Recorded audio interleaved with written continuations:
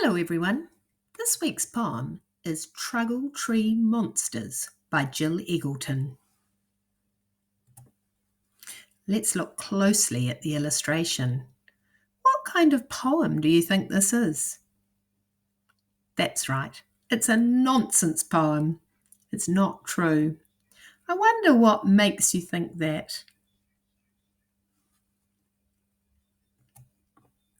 Let's listen carefully to the poem. Truggle Tree Monsters.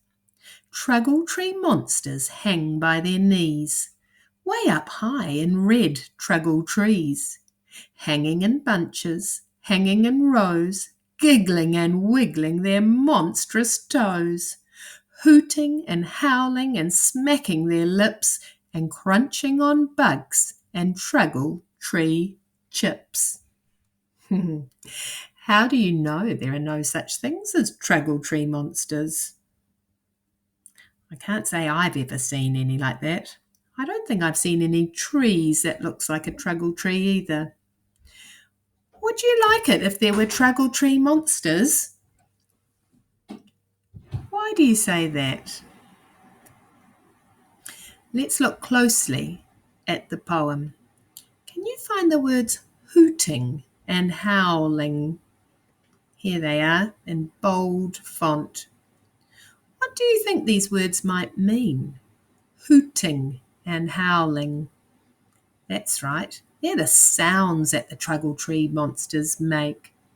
Can you think of any other words that Jill Eggleton could have used instead? Remember, when we're reading our poem, we want to use lots of expression, and we can help this by looking for punctuation.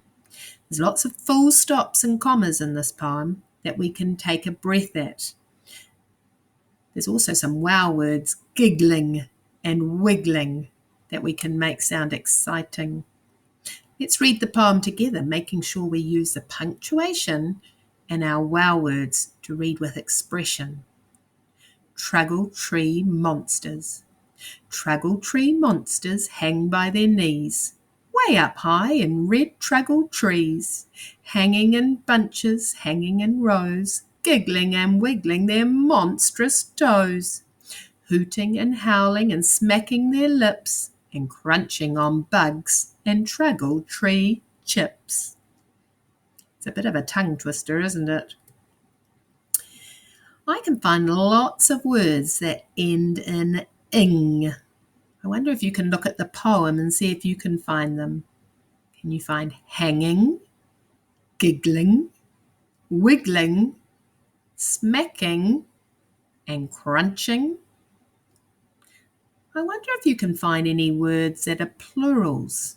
Now, plurals are words that end in S. And remember, it means that there's more than one. Can you see the word toes?